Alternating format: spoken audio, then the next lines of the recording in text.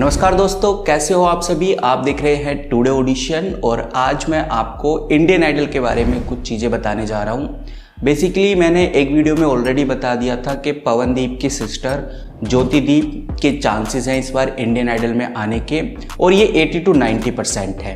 यानी कि 10% हो सकता है कि मेकर्स चीज़ों को चेंज कर दें या फिर उनका इरादा बदल जाए, यानी ज्योतिदीप का इरादा बदल जाए, तो ये 10% के अंदर आता है। लेकिन 90% जो चांसेस हैं वो इस शो में एंट्री करने वाली हैं। तो हम बात करेंगे अगर ऐसा होता है, इसके पीछे मेकर्स की क्या मानसिकता हो सकती है और मैं क्या सोचता हूँ इस बारे में, मैं आपके सामने ये बात रखूंगा। किसी भी शो के अंदर जो ये नेपोटिज्म बढ़ता है, यानी कि एक फेमस सिंगर का भाई, उसके बाद उसके परिवार वाले, अगर ऐसा होता है तो कहीं ना कहीं इसमें शो वालों की मैं गलती नहीं समझता। इसमें जो हम लोग हैं, जो हम देखते हैं, मैं इधर कहीं ना कहीं उस जगह पर पॉइंट करने वाला हूँ। हमारे यहाँ पर कोई भी इंसान जो किसी टैलेंट की वजह से ऊपर आया है, उसके बाद उसके टैलेंट को ना देखकर हम उसको देखना स्टार्ट कर देते हैं। यानी कि वो आगे चल के अपने टैलेंट की वजह से नहीं जाना जाता, वो अपने नेम की वजह से जाना जाता है। और इसी रीज़न की वजह से टैलेंट गया भाड़ में, लोग देखना चाहते हैं सिर्फ उस बंदे को। आपने देखा भी होगा, लोग उनकी नॉर्मल लाइफ या उनका जो फैमिली है उसके बारे में लोग ज़्यादा इंटरेस्ट रखते हैं बजाय उसके टैलेंट को लेकर। और यही सबसे बड़ा रीज़न बनता है नेपोटिज्म का, और इसीलिए उसका भाई, उसकी बहन, ये सब आना स्टार्ट हो जाते हैं। क्योंकि कहीं ना कहीं उनको भी पता है कि जनता चाहती क्या है, देखना क्या चाहती है। वो नए टैलेंट को नहीं देखना चाहती, वो चाहती है कि भाई पवनदीप के परिवार में से कोई आ जाए या फिर जो सलमान अली के परिवार में से कोई आ जाए, उसका करीबी आ जाए तो ज़्यादा मज़ा आएगा देखने में। मतलब इस तरह के लोगों की मानसिकता रहती है और इसको हम गलत भी नहीं कह सकते, क्योंकि लोग हमेशा एंटरटेन के लिए ही आते हैं। उनका एंटरटेनमेंट हो रहा है तो बहुत अच्छा है, नहीं हो रहा तो फिर कोई फ़ायदा नहीं है। तो इसीलिए गाइस, जितने भी सिंगिंग शो हैं उसको देखने वाले बहुत कम सिंगर आपको मिलेंगे। सब एंटरटेनमेंट पर्पस के लिए देखते हैं, एंजॉयमेंट के लिए देखते हैं, ना कि किसी टैलेंट को आगे बढ़ाने के लिए या अप्रिशिएट करने के लिए। बहुत कम यूज़र्स होते हैं जो सिर्फ ये देखते हैं कि भाई हाँ, ये सिंगिंग कर रहा है तो ऐसे कर रहा है, मुझे ये सीखना चाहिए, या मैं एक सिंगर कैसे बन सकता हूँ। इन चीज़ों पे वो ध्यान नहीं देते। वो देते हैं कि क्या फ़न हो रहा है, क्या मस्ती हो रही है, क्या चीज़ें हो रही हैं, क्या कंट्रोवर्सी हो रही है।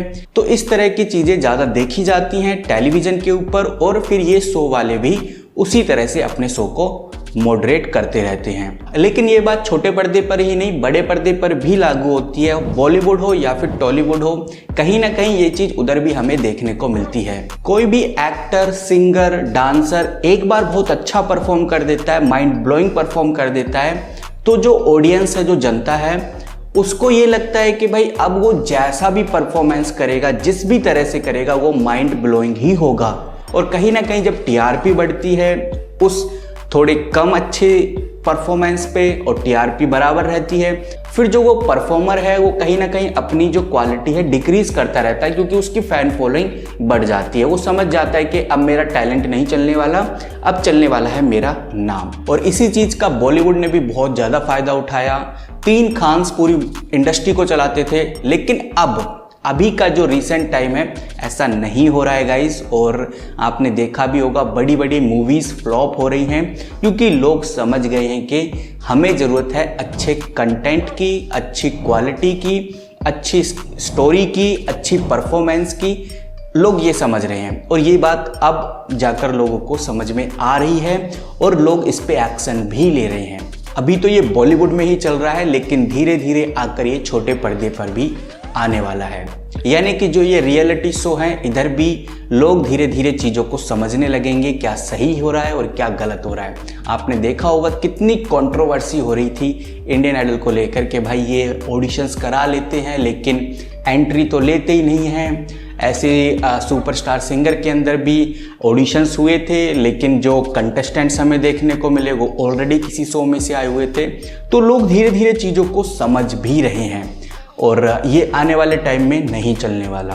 तो मैं तो गाइस यही सोचता हूँ कि इंडियन आइडल के अंदर अगर पवनदीप की सिस्टर ज्योतिदीप आती हैं, कोई प्रॉब्लम नहीं है, आए अच्छा करें। अगर वो अच्छा करती हैं, अच्छा सिंगिंग करती हैं, उनके पास हमें लगता है कि हाँ भाई वास्तव में वोट करने की ज़रूरत है, इनको आगे ले जाने की ज़रूरत है, तभी वोट करूँगा मैं, और मैं तभी अप्रिशिएट भी करूँगा। लेकिन मैं कभी भी ये नहीं देखूंगा कि भाई नहीं ये तो पवनदीप की सिस्टर हैं तो इनको ही विनर होना चाहिए, या फिर कोई ऐसा कंटेस्टेंट आ रहा है जिसकी स्टोरी बहुत सैड है, बहुत गरीब घर से आए, तो भाई इसी को ही जीतना चाहिए।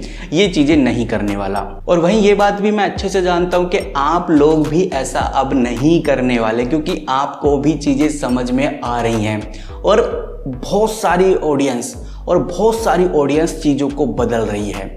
उनको समझ आ रहा है क्या सही हो रहा है, क्या गलत हो रहा है। पहले हुआ करता था आमिर खान के नाम से चीज़ें चल जाती थी, हाउसफुल हो जाते हैं आमिर खान, अक्षय कुमार के नाम से, लेकिन अब नाम से बात नहीं बनेगी। अब तो भाई कंटेंट और टैलेंट होना चाहिए, कुछ होना चाहिए उसके अंदर जो हमारे लिए कुछ वैल्यू ऐड कर सके, यानी कि हमें कुछ सिखा सके, तभी हम उसको देखेंगे, अदरवाइज कोई फ़ायदा नहीं है देखने का। ऐसे ही इन शोज के अंदर होने वाला है छोटे पर्दों के ऊपर। अगर कंटेंट में दम रहेगा तभी वो चलेगा, अदरवाइज अब ये नहीं चलने वाला। आपको क्या लगता है इस चीज़ को लेकर ज़रूर बता सकते हैं। और अगर आपकी नज़र में कोई कंटेस्टेंट है जो आ रहा है इंडियन आइडल के अंदर, आपको कंफर्मेशन है कि भाई हाँ ये आ रहा है, तो ज़रूर कमेंट करके बताइए। और आपकी क्या राय है वो भी हमें कमेंट करके बता सकते हैं। किस टॉपिक के ऊपर आप वीडियो चाहते हैं वो भी मुझे बताइए। वहीं गाइज मिलते हैं किसी नई वीडियो के साथ, किसी नई अपडेट के साथ। तब तक के लिए take care and good bye.